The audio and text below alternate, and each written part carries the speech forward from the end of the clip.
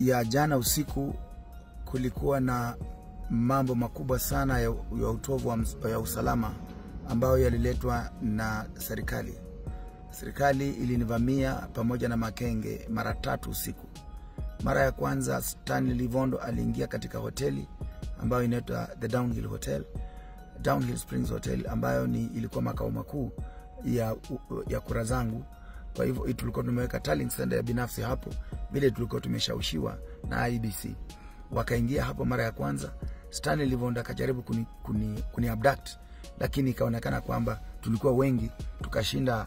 Akaona kwamba hangeanza vita, aka retreat, akaondoka. Baadaye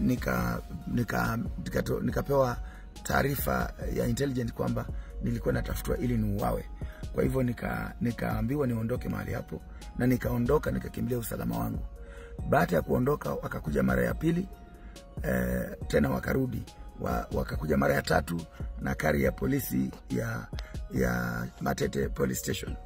Hiyo kari ilipokuja ndio ilitumika na reverse, ikapomoa mlango wa gate ya hoteli hiyo na kufungulia hawa majambazi wakiongozwa na Nabii Nawera, Stanley Livondo na Razit Echeza kuingia katika hoteli hiyo na kudunga watu visu. Dereva wangu amedungwa kisu kwa macho, amedungwa mkongo, amedungwa kila mahali. Kijana yangu mwingine amedungwa tumbo mpaka matumbo ikatoka nje. Watu wamepata majeraha makubwa kama watu kama 10. Baada ya hayo majeraha kufanyika, wakapika magari zenye zilipatikana hapo zote. Hakuna gari hata moja inaweza ikafanya kazi. Wakajaribu kuchoma hiyo hoteli kwa kuwasha gas, lakini Mungu alikataa. Walipika kiberiti, kesi ikakataa kuwaka. Wakapika tena kiberiti, kesi ikakataa kuwaka. Wakapika kiberiti mara ya 3, kesi ikakataa kuwaka. Kwa hivyo hiyo naona kwamba ilikuwa miujiza ya Mwenyezi Mungu ambaye iliokoa, kwa sababu kama hiyo kesi ingewaka tungekuwa na maafa makubwa sana katika hoteli hiyo. Leo asubuhi wamekuja tena. Usiku walikuwa karibu 300 wale walivamia hoteli. Leo asubuhi tukienda kutembelea kule Manyeje Polling Station kuangalia ni nini kinaendelea, tunaanza kurudi kutoka huko, tumesimama pale, tuliona watu wakiwa pale wengi, tukauliza nini kinaendelea.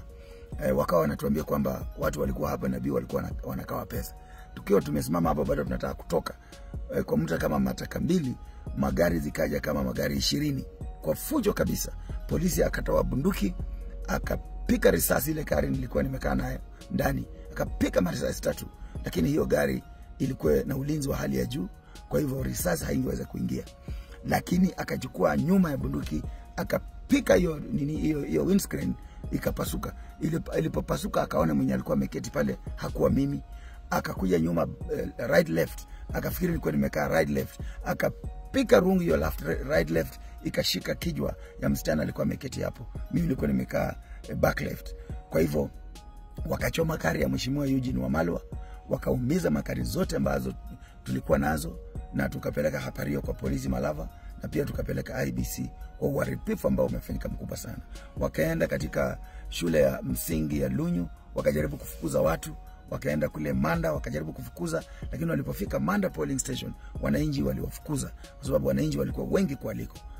Na hayo yote inafanywa na watu ambao wanalindwa na serikali, wanalindwa na ushuru ambao tumepea serikali ili kulinda sisi.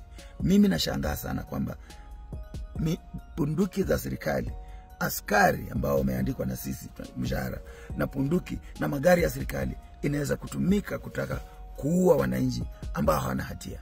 Kwa hivyo mimi nasema kwamba nashukuru watu wa Malawa kwamba mmeona yale yamenitokelezea, na mmesema kwa kauli moja kwamba nyinyi mtanipa kura niwe mjumbe wenu. Asanteni sana, niko imara, niko na nyinyi. Endeleeni kupika kura na mlinde kura. Huo ni Mheshimiwa Seth Panyako akizungumza baada ya kuachiliwa. Kama unavyokumbuka, leo asubuhi Seth Panyako aliweza kupiga kura yake pale Malava, kisha baadaye akatiwa mbaroni, na kilichofanya atiwe mbaroni. Ni kusema walisema kwamba aliweza kushikwa kwake ama kuvamiwa na wauni. So sasa hivi ameachiliwa na ameweza kuacha ujumbe wake ambao umeweza kutazama kwenye hii video. Sijui una maoni gani kuhusiana na alichosema Seth Panyako? Kama unavyojua, leo ndio ile by election inafanyika pale, na yeye ni miongoni mwa wale wa candidate ambao walikuwa wanawania kiti cha ubunge pale Malava. Hebu niachie maoni yako hapo kwenye comment section. Asante sana kwa wakati wako.